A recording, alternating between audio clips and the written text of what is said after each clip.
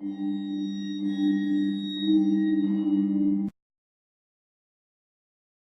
are you going to make a new Roadster? We are making it now. The new Tesla Roadster will be the fastest production car ever made, period.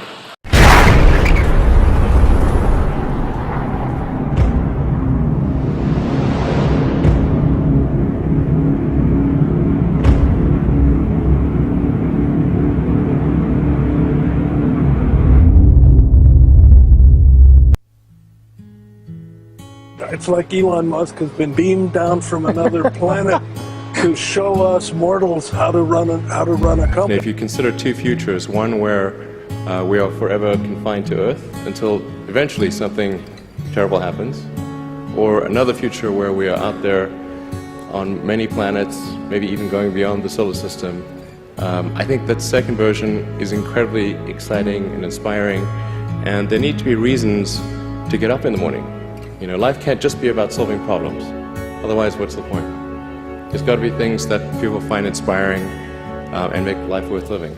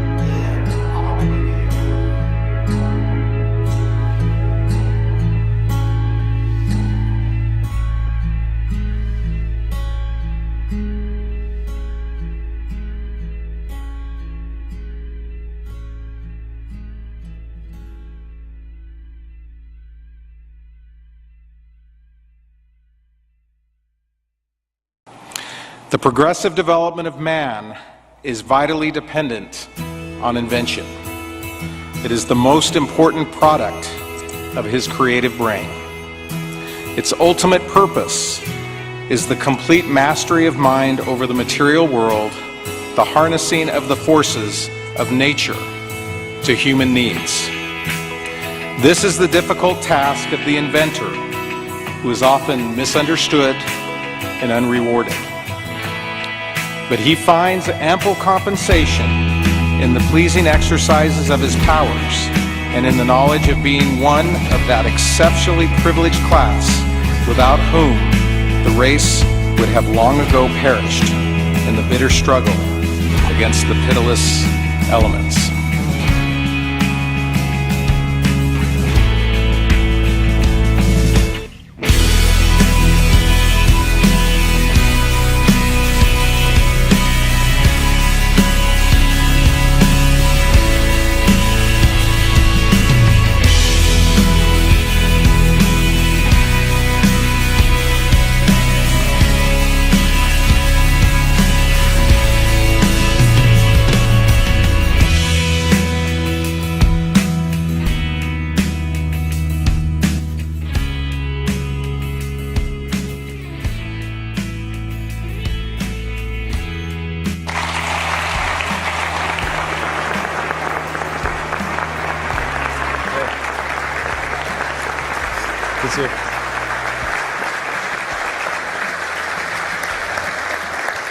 So good afternoon and welcome, Elon. Oh, I was going to take off my tie. Is that all right if I do that? I came in with a tie, but then I was told there would be a tie, so. Then we'll both be more comfortable. Sounds good. Well, thanks for having me. Appreciate your being here today. when I'm with you, it's difficult to know where to start. Let's start just what drives you? What is it that when you wake up in the morning, do you see a problem and you want to solve it? I think the thing that drives me is that I want to be able to think about the future and feel good about that. That we're doing what we can to have the future be as good as possible, to be inspired by what is likely to happen, and to look forward to the next day. So that's what really drives me is trying to figure out how to make sure that things are great and going to be so, and that's the underlying principle behind Tesla and SpaceX. Is that I think it's pretty important that we accelerate the transition to sustainable generation and consumption of energy. It's inevitable, but it matters if it happens sooner or later. And then SpaceX is about helping make life multiplanetary, and doing what we can to continue the dream of Apollo, and ultimately make a contribution to life becoming multiplanetary. Let's talk a little more about that. I think everyone's very interested in that when you say making life multiplanetary. Yeah, that's exciting. It is exciting. So what's your vision there? I think, particularly for Americans, think about America is a nation of explorers. People came here from other parts of the world that, chose to give up the known in favor of the unknown. So I think exploration, I think the United States is a distillation of the human spirit of exploration. So that's why it appeals to Americans so much. You can see this when, say, there was a shuttle tragedy, and 7 people died, and that's terrible. But a lot of people die all the time. But why do we care so much? Because it was the dream of exploration that was dying along with those people. That's why. No, and I'm one of those, and probably like many of you, remember exactly where you were when that tragedy happened. So you have 30-plus governors here today, and we're very excited about your willingness to be with us. And you hopefully heard me talk a little bit about my initiative, which is being ahead of the curve. What do you tell us as governors? What should we be thinking about in terms of innovation and developing public policy for the future? Well, it sure is important to get the rules right, it's sort of in terms of legislative and executive actions. It's sort of like think of, say, like professional sports or something. If you don't have the rules right, if there isn't if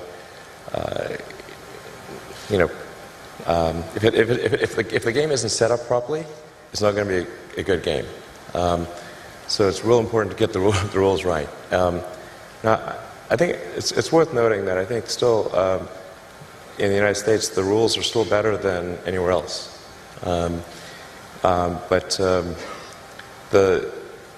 It's very easy to put something in place which is an inhibitor to innovation without realizing it. So in terms of the regulatory environment, it's always important to bear in mind that regulations are immortal, and they never die unless somebody actually goes and kills them, and then they get a lot of momentum. So a lot of times regulations can be put in place for all the right reasons, but then nobody goes back and gets rid of them afterwards when they no longer make sense. And there used to be a rule in the early days when people were concerned about automobiles, because that was a pretty scary thing to see a carriage just going wrong by itself. Mm-hmm. You never know what those things might do. So there were like rules where you had to, in a lot of states, where you had to carry a lantern in front of the automobile. And it had to be like 100 paces ahead of the automobile. There had to be someone with a lantern on a pole. I'm like, okay. But you should really get rid of that regulation. And they did, you know. Because it would really be awkward. So just regulations, even if done correctly and being right at the time, it's always important to go back and scrub those, you know, periodically to make sure they're still sensible and they're still serving the greater good. I think in terms of tax structure, what is economically incented and what is not economically incented, just make sure that the incentive structure is correct. I think I'm saying just totally common sense things here. But it's economics 101. Whatever you incent will happen. So if you incent one thing, that thing will tend to happen more than the other thing. If you incent another thing, that thing will happen. And so the economics should favor innovation. And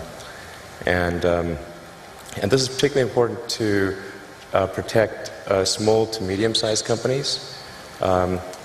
Because it's sort of like trying to grow a tree in a forest. Like, it's real hard for a new company to grow. When it's just a seedling or a sapling, it needs a lot more protection than if it's a giant redwood or something like that. So, very important to give support to small to medium-sized companies on the innovation front. They're the ones that need it more than the big companies. And I think at this point Tesla's almost a big company, biggish company anyway. So I'd favor, you know, supporting smaller companies than Tesla, relatively speaking. What would your response be? Because there are critics out there with regard to incentives, and that, and you know, Tesla has been, and I can speak from experience, the beneficiary of incentives, economic incentives, with regard to the Gigafactory. Sure. What would you tell those people? Yeah, I think, well, first of all, as you know, those incentives were a little overstated. In the case of the Gigafactory, it's a $5 billion investment, capital investment, to get that factory going. And I didn't actually know this until, by the way, I didn't know this until we did the press conference. Actually, that over 20 years, the Nevada incentives added up to $1.3 billion. I actually didn't even know this. But it's, now he's telling. Go ahead. Literally, I learned it at the press conference. I'm like, really? No, but I mean, the thing is that they took what added up over 20 years and made it sound like Nevada was writing us a $1.3 billion check. And I'm still waiting for that check. Did it get lost in the mail? I don't know. But you know, this is the way the press works, of course. So if you divide 1.3 billion by 20, okay, then it's like, okay, Tesla's on average receives sort of a tax. It's basically sales and use tax abatement is what it amounts to. So Tesla gets like we get on the order of 50 to 60 million of sales and use tax abatement divided over 20 years. But this is for something which has a $5 billion capital cost just to get going, and then it would have to generate about $100 billion over that period of time to achieve a $1.3 billion tax benefit. So essentially, it's a little over 1% over that period of time, and that's great, okay. But it's not, you know, it's not like it's not the way it was characterized in the press.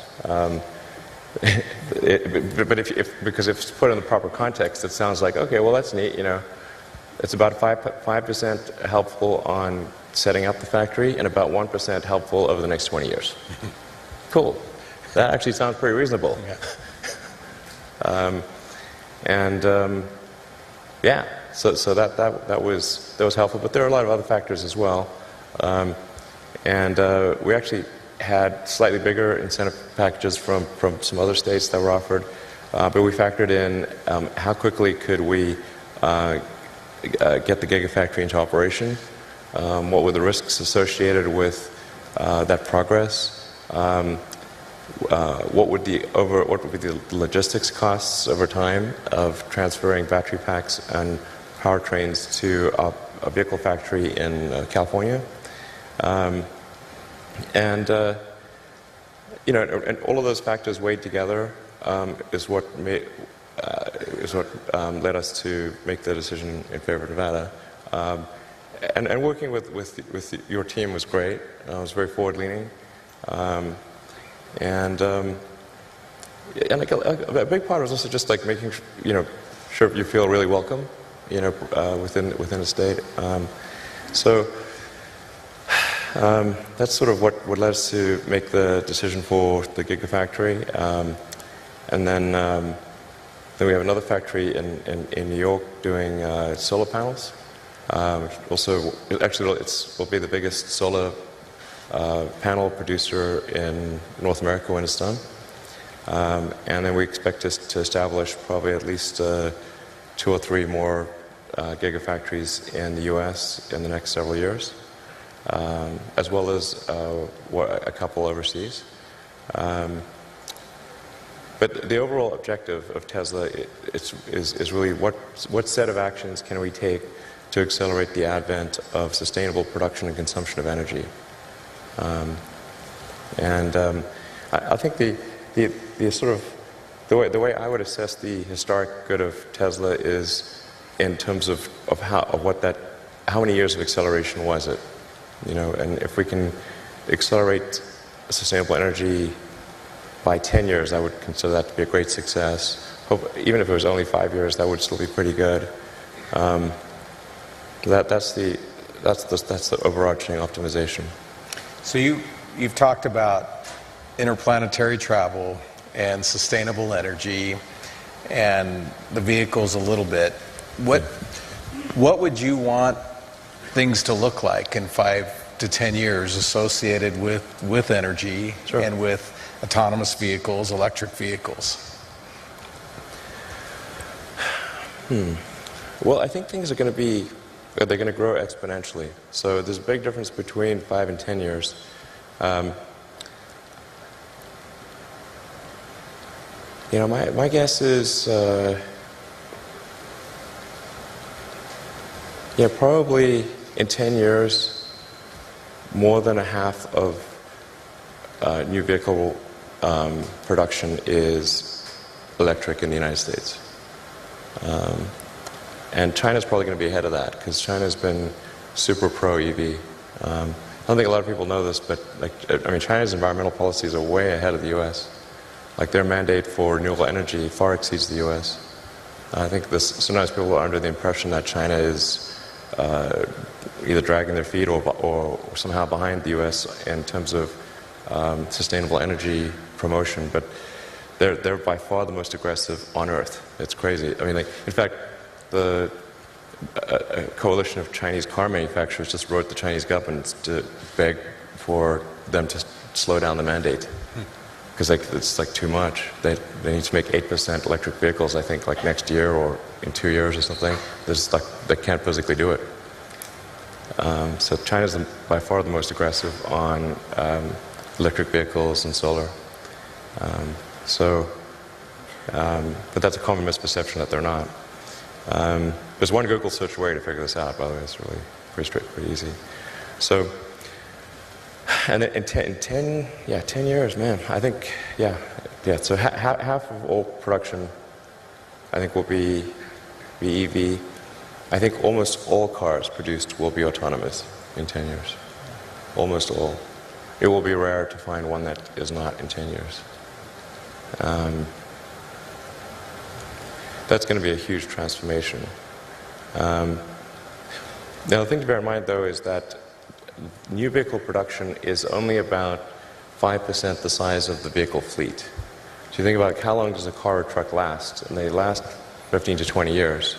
So before they're finally scrapped. So new vehicle production is only roughly at most 1/15 of the fleet size. So even when new vehicle production, say, switches over to electric or to autonomous, that still means the vast majority of the fleet on the roads is not.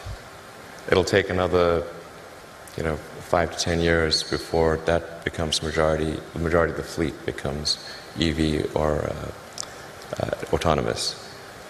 But if you were to say go out 20 years, overwhelmingly things are electric, autonomous, overwhelmingly. Fully autonomous? Fully autonomous. So no one will have to touch the steering wheel if there is one? There will not be a steering wheel. In 20 years, it will be like having a horse. People have horses, which is cool. But So having a regular car will be like having a horse. Is that what you're saying? yeah, yeah, and there will be people that have non-autonomous cars, like people have horses. It just would be unusual to use that as a mode of transport. Yes, all right. Now, let's talk about the energy piece and rooftop solar and storage. So first of all, it's important to appreciate that the Earth is almost entirely solar powered today, in the sense that the sun is the only thing that keeps us from being at roughly the temperature of cosmic background radiation, which is 3 degrees above absolute zero. If it wasn't for a sun, we'd be a frozen dark ice bowl. And the amount of energy that hits the sun, that reaches us from the sun, is tremendous. It's 99% plus of all energy that Earth has. Then there's this energy we need to use to run civilization, which to us is big, but compared to the amount of energy that reaches us from the sun is tiny. So it's very easy. Like, it actually doesn't take much. If you wanted to power the entire United States with solar panels, it would take a fairly small corner of Nevada, Texas, Utah, anywhere. You only need about 100 miles by 100 miles of solar panels to power the entire United States. And then the batteries you need to store that energy to make sure you have 24/7 power is 1 mile by 1 mile. One square mile. That's it. I showed the graph of or image of this where this is what 100 miles by 100 miles looks like. It's like a little square on the U.S. map. And then there's a little pixel inside there, and that's the size of the battery pack that you need to support that. Real tiny. So, Will, you talked about 20 years from now, none of us, well, some people will still be using horses or it won't be zero. Yeah, but it's too rare. So what will the energy piece look like? I mean, what will there be? Transmission lines? Will there be a need? Yeah, I think the use of energy is roughly divided into 3 areas. And they're more or less equal at a high level. There's about a third of energy is used for transportation of various kinds. About a third is used for electricity. About a third is used for heating. So if you want to have, and then of the electricity production, call it, something on the order of 10%, depending upon how you count it, is renewable. Maybe 15% today. So that means that there's a massive amount of solar that would need to be produced and connected in order to be fully sustainable. Because fully sustainable means you're tackling transport, non-renewable electricity generation, and heating. So that means there will need to be a combination of utility scale solar and rooftop scale solar, combined with wind, geothermal, hydro, probably some nuclear for a while, in order to transition to a sustainable situation. Which means, really, for the most part, massive growth in solar. And it's going to be important to have rooftop solar in neighborhoods because otherwise there'll need to be massive new transmission lines built. And people do not like having transmission lines go through the neighborhood. They really don't like that. And I agree. So you want to have some localized energy production combined with utility. So you want rooftop solar, utility solar, and that's really going to be the solution from a physics standpoint. But I can't see any other way to really do it. People talk a lot about fusion and all that, but the sun is a giant fusion reactor in the sky, and it's really reliable. It comes up every day. So if it doesn't, we've got bigger problems. Somebody asked me to ask you this. We talked about workforce today, but they asked me, are robots going to take our jobs, everybody's jobs in the future? Or how much do you see artificial intelligence coming into the workplace? Well, first of all, I think on the artificial intelligence front, I have exposure to the very most cutting edge AI. And I think people should be really concerned about it.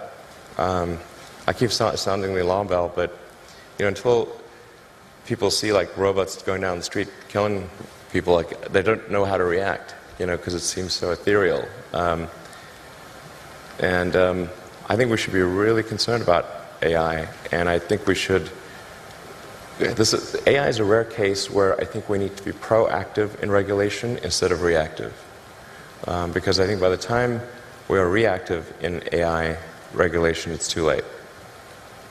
And normally the way regulations are set up is that a whole bunch of bad things happen, there's a public outcry, and then after many years, a regulatory agency is set up to regulate that industry.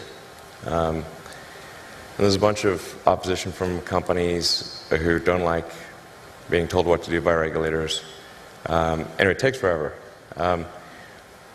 That in the past has been bad, but not something which represented a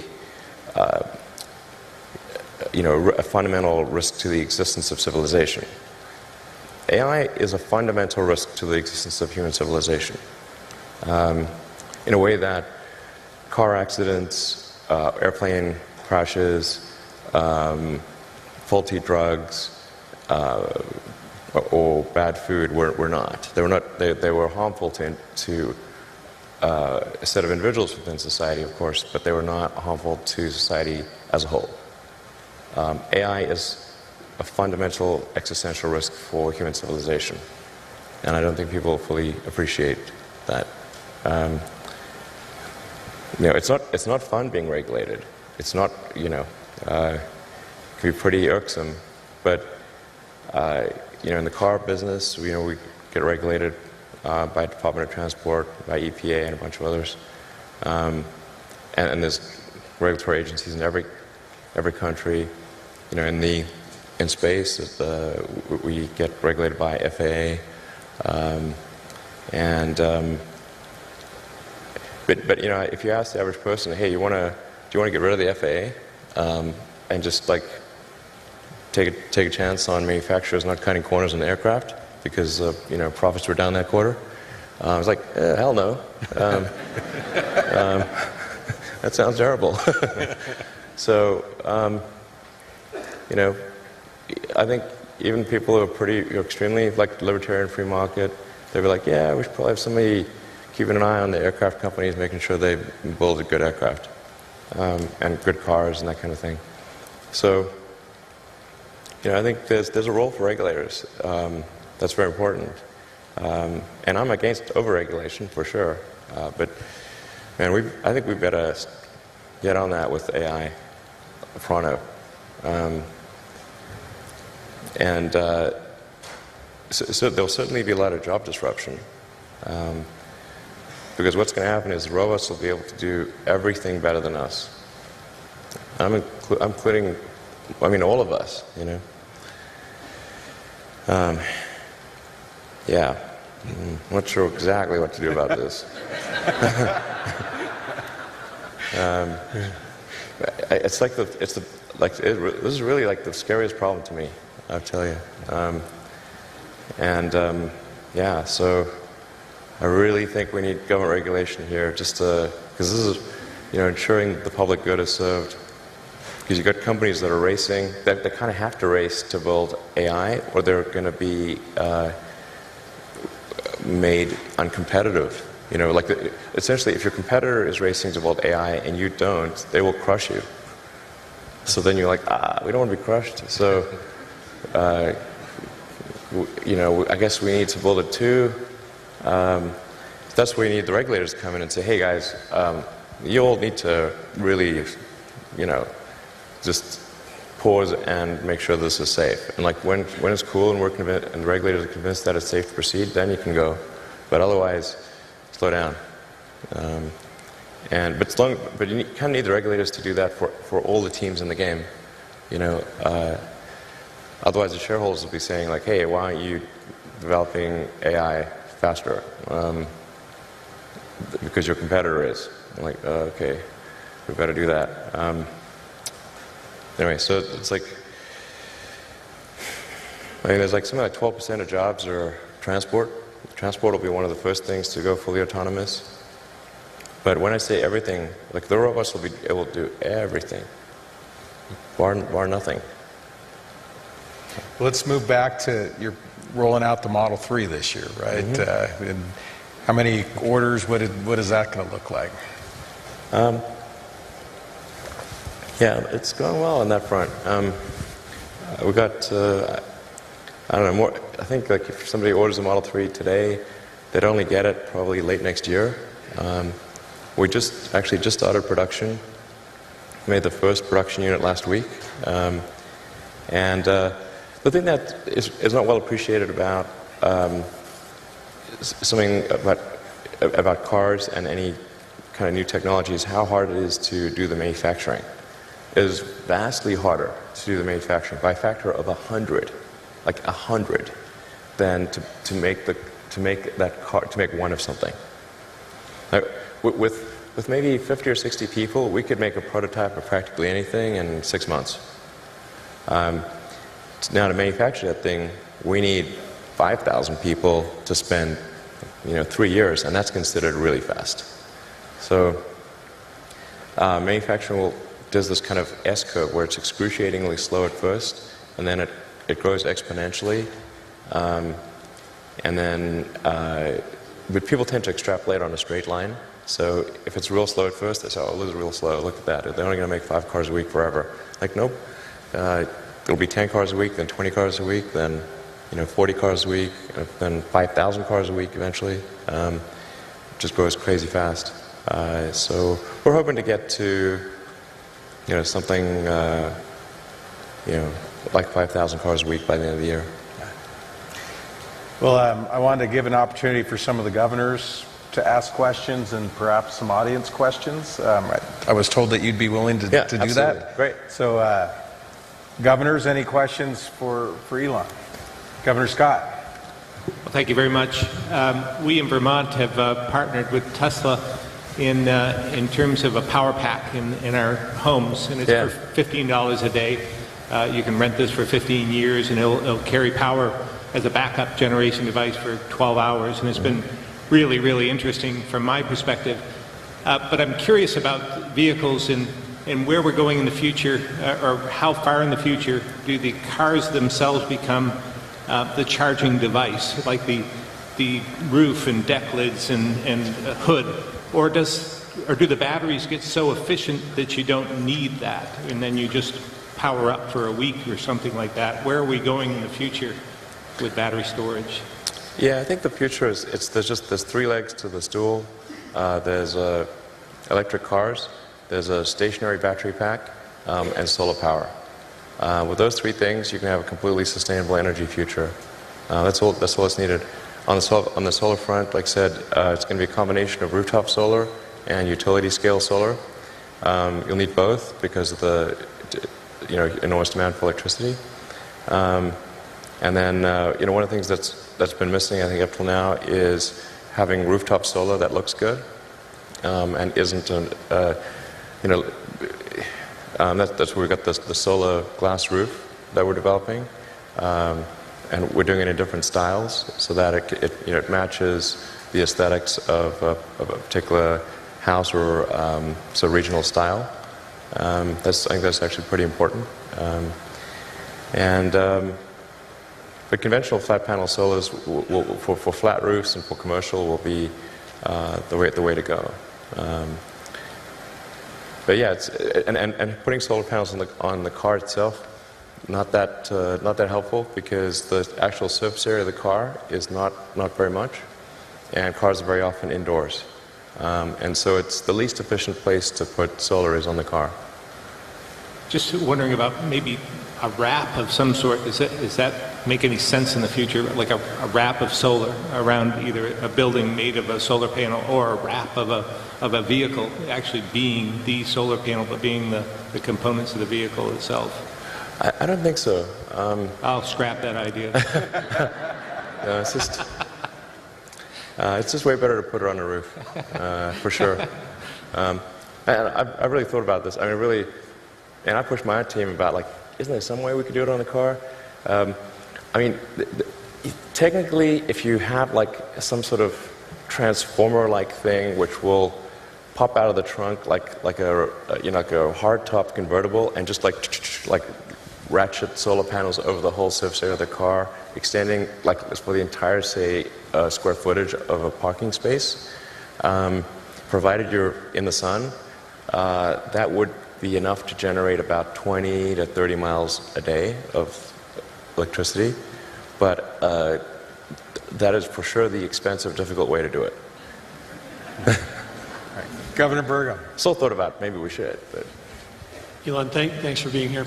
With your background in payment systems, you understand the important role of security and transactions. Yeah. Now that you've got... I think security is cybersecurity. Yes, and in the vehicles you're building now are incredibly complex software systems. I mean, the car is really a rolling piece of software. It is. It's like a laptop on wheels. Yes. So share with us a little bit about your thoughts on cybersecurity and how we protect. You talked about protecting society when you've got a rolling fleet of... I think one of the biggest risks for autonomous vehicles is somebody achieving a fleet-wide hack.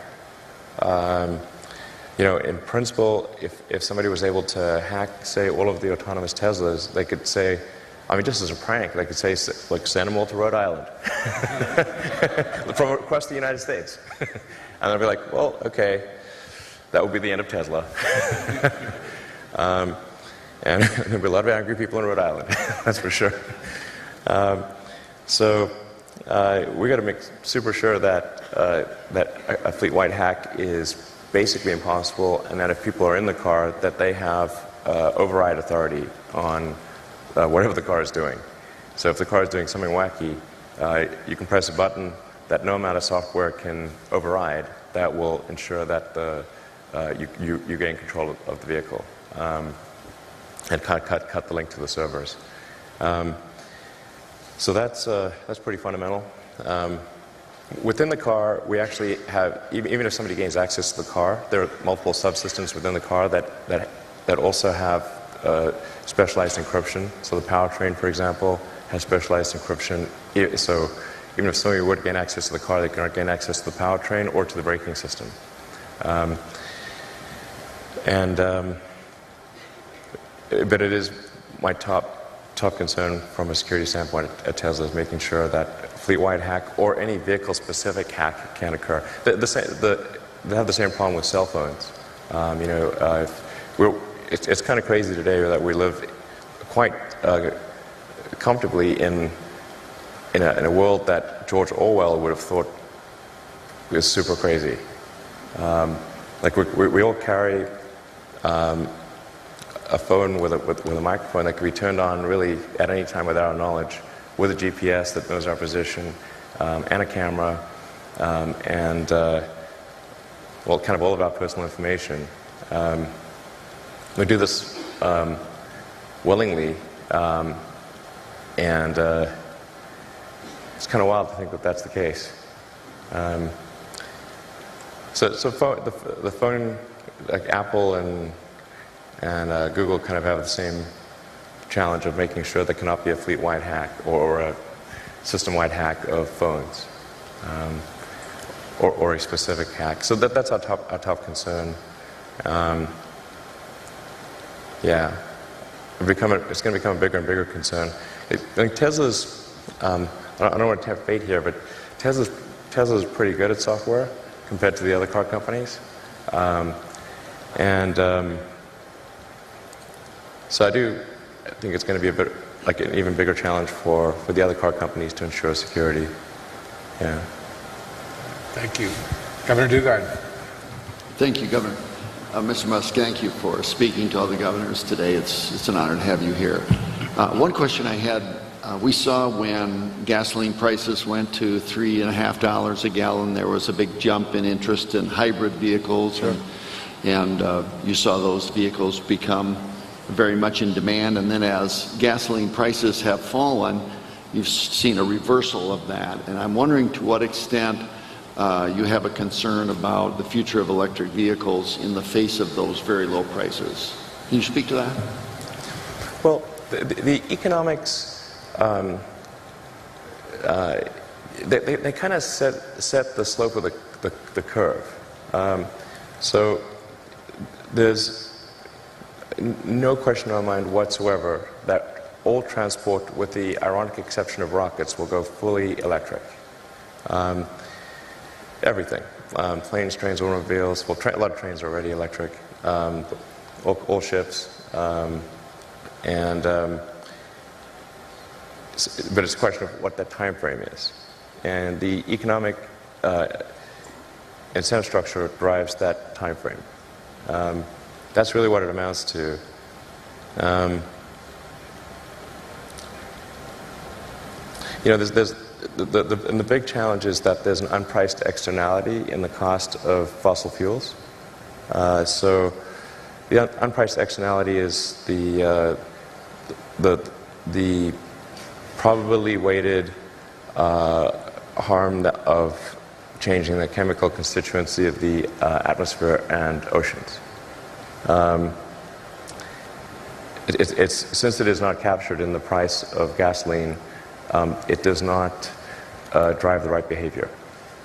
It would be like if tossing out garbage was just free, and there was no penalty. You just do as much as you want. Then, streets would be full of garbage.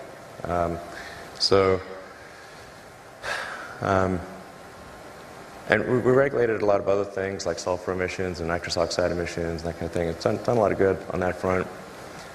With CO2, it's tough because there's so many vested interests on the sort of fossil fuel side. And sometimes I feel like those guys feel like kind of hard done by because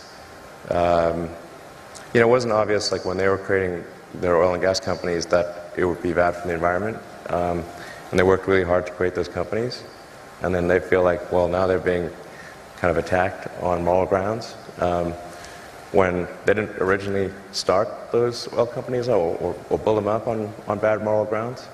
And it is true that we cannot instantaneously change to a sustainable situation.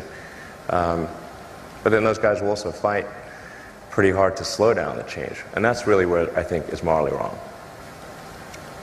Go to Governor Bevin and then Governor Hutchinson. Then we'll take a couple, and then Governor Hickenlooper, and then we'll take some audience questions. Governor Bevin. Elon, thank you for being here. The short version of the question, and then slightly longer.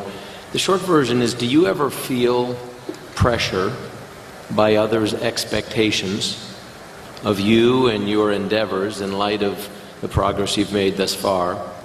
Is the short version. And more specifically, when you look just at Tesla alone, and you look at a company with a $54 billion valuation, right. And seemingly by typical market metrics, no justifiable reason for that. What are you saying? I'm just saying, I'm curious. Sir. I'm just, in all seriousness, do you feel a concern ever that your intellect and your intellectual curiosity and your ingenuity cannot be matched by those that are trying to commercialize it? Does that ever affect how you think or decisions that you make? Well, it is actually, I find it quite tough when there are very high expectations. I try to actually tamp down those expectations as to be possible. In fact, I've gone on record several times as saying that the stock price is higher than we have any right to deserve. And that's for sure true based on where we are today and have been in the past. So the stock price obviously reflects a lot of optimism about where Tesla will be in the future. And now the thing that makes that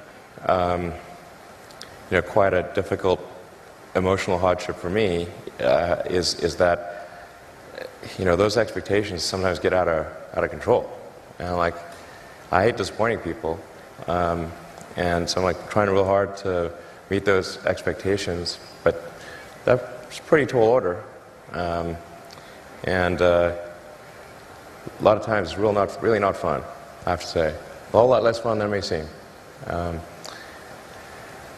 So yeah. I mean, I don't ever sell any stock unless I have to for taxes. So, I've said publicly, I'm not going to take money off the table. I'll be last. I'm going down with the ship. So I'll be the last to do it. Yeah, I mean, it's. Oh, I really wouldn't recommend anyone start a car company. I really wouldn't recommend it. It's not a recipe for happiness and freedom. Thanks, Governor Bevin. Governor Hutchinson. Mr. Musk, Asa Hutchinson from Arkansas, thank you for your frank observations about exploration. I look at the spirit of invention and the spirit of exploration, which is really the hallmark of America. What is your comment on NASA, its mission? I was in Congress, I supported NASA, but I always feel like it's floundering, does not have the support of the American people that's needed. What's your comment on NASA, its mission, and what advice would you give us? Sure. Well, first of all, I should say I'm a big fan of NASA. In fact, at one point, my password was "I love NASA." Literally, that was my password. I think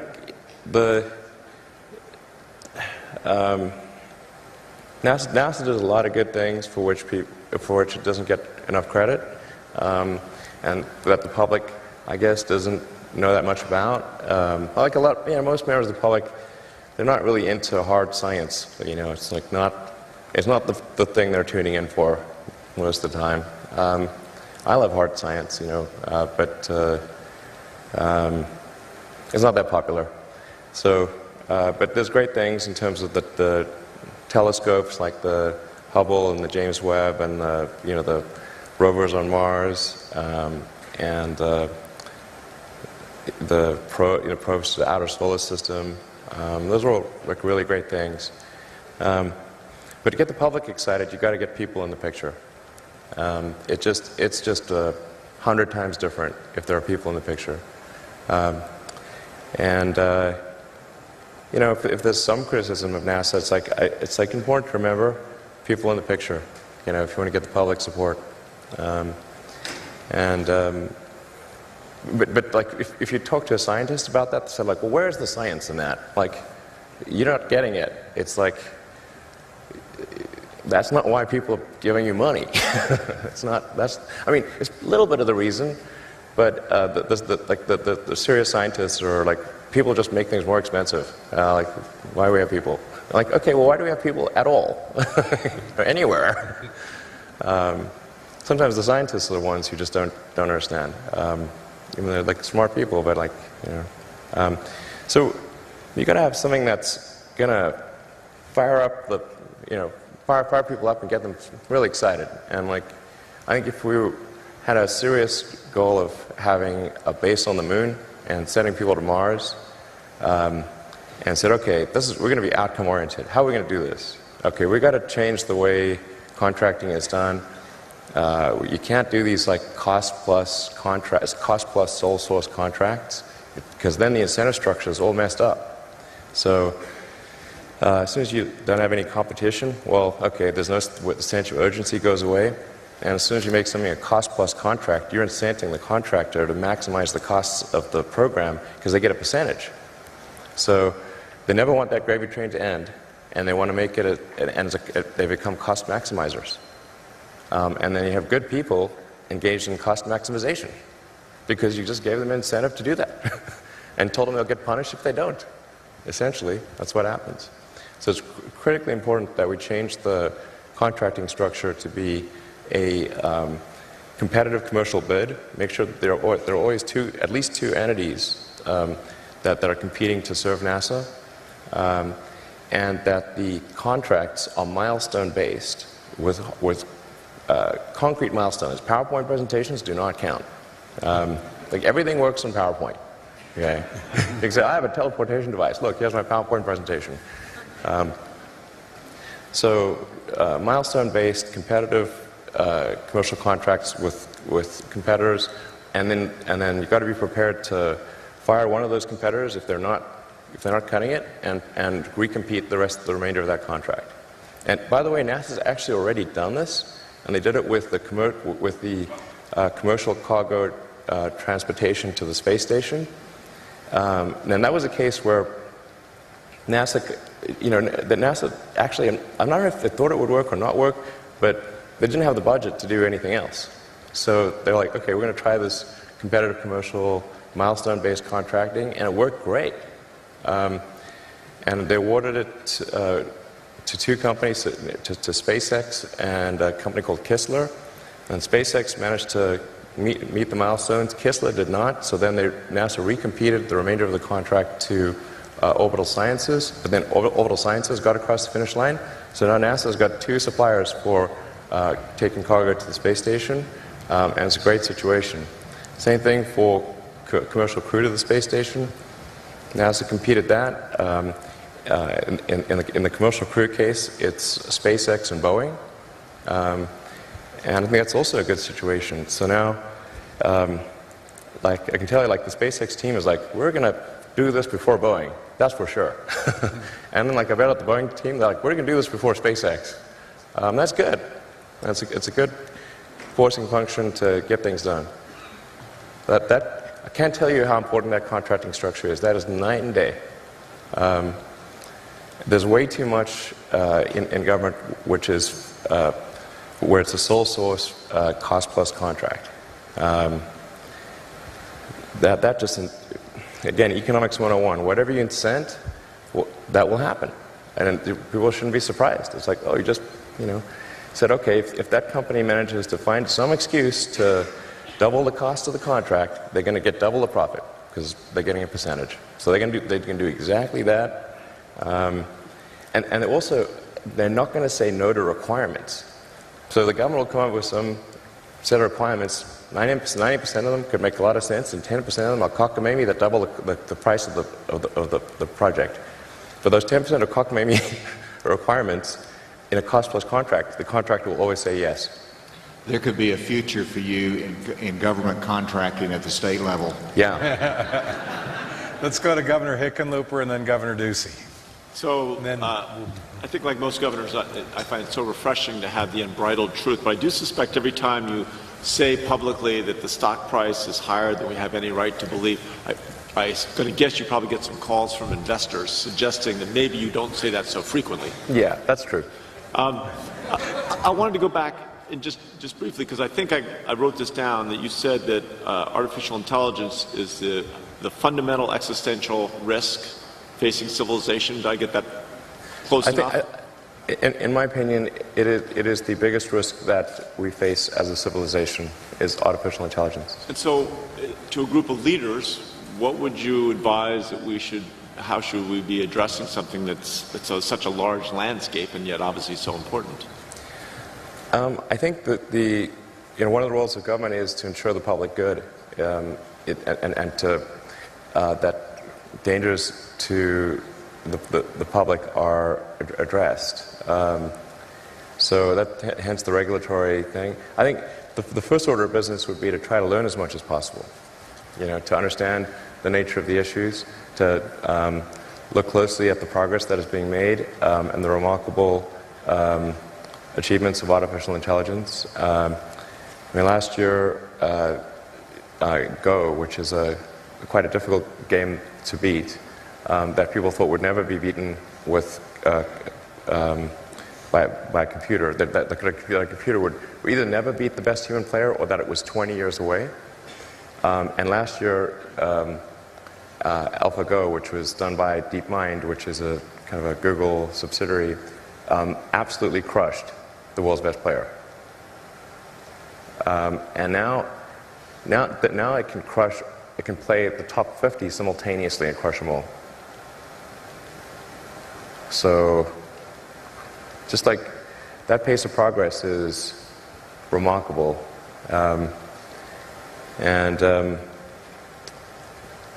you can see more and more coming out. I think the robotics, you can see robots that can learn to walk from nothing, within hours, like way faster than any biological being. But the thing that's most dangerous is, and it's the hardest to kind of wrap, kind of get your arms around because it's not a physical thing, is kind of a deep intelligence in the network. You say, well, what harm could a deep intelligence in the network do? So, well, it could start a war by doing fake news and spoofing email accounts and fake press releases, and just by manipulating information. The pen is mightier than the sword. As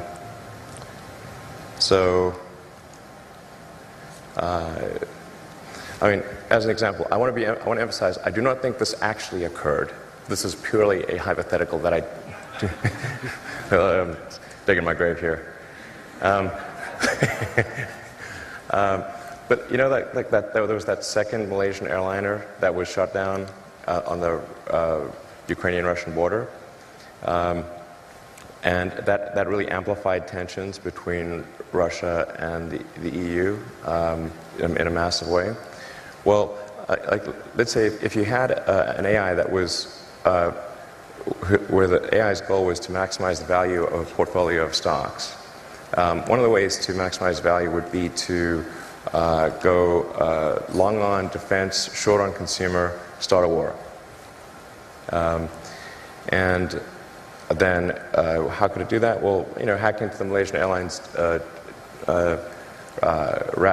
aircraft routing server, route it over a war zone, then send an anonymous tip that an enemy aircraft is flying overhead right now. Let's go to Governor Ducey, and then we'll have, after Governor Ducey, we'll finish our gubernatorial questions, and then 2 questions, and then quick questions, or 1 audience question, and then we'll be done. We're running short on time.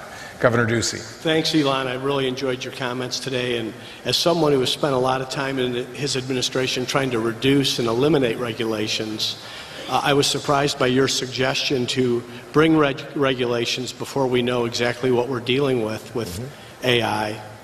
And I've heard the example used, if I were to come up with a colorless, odorless, tasteless gas that was explosive, people would say, well, you have to ban that, and then we'd have no natural gas. So you've given some of these examples of how AI can be an existential threat, but I still don't understand as policymakers what type of regulations beyond slow down, which typically policymakers don't get in front of entrepreneurs or innovators. Well, I think the first order of business would be to gain insight. Right now, the government does not even have insight. And I think the right order of business would be to stand up a regulatory agency, initial goal, gain insight into the status of AI activity, make sure the situation is understood, once it is, then put regulations in place to ensure public safety. That's it. And for sure, the companies doing AI will, most of them, not mine, will squawk and say, hey, this is really going to stifle innovation, blah, blah, blah, it's going to move to China. It won't. It won't, because has Boeing moved to China? Nope. They're building aircraft here. Same on cars. And so the notion that if you establish a regulatory regime, that companies will just simply move to countries with lower regulatory requirements is false on the face of it, because none of them do. Unless it's really overbearing. But that's not what I'm talking about here. I'm just talking about, making sure that there is awareness at the government level. I think once there is awareness, people will be extremely afraid, as they should be. All right, one audience question. We'll take the first hand that came up. Right here. Thanks, Elon. Ina Fried with Axios. Early on in this administration, you had argued pretty vociferously that it was best to engage and better to be in the room than not be in the room. Then when the president decided to pull out of Paris, you said that was kind of the last straw and you were going to drop off. Mm-hmm. What drove you to that? And if you were still speaking to him today, what would you say to the president? Well, I thought it was worth doing, trying hard to to do what's worth. It was worth trying. I got a lot of flack from multiple fronts for even trying. When some guy ran at billboards and attacking me and full-page ads in the New York Times and whatnot, just for being on the panel, and in every meeting I was just trying to make the arguments in favor of sustainability and sometimes other issues, like we need to make sure that our immigration laws are not unkind or unreasonable, did my best. And I think in a few cases I did actually make some progress, which gave me some encouragement to continue. But then I just really think that the Paris Accord, man, if I stayed on the councils, then I'd be essentially saying that wasn't important, but it was super important, because I think a country needs to keep its word, and it's not even a binding agreement. So we could always slow it down.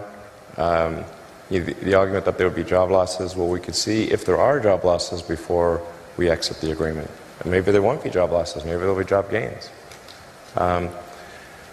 But yeah, there's just no way I could stay on after that. So, did my best. All right. All right, well, everybody, if you would please join me in thanking Elon for being here today. All right. Thank you. Thank you.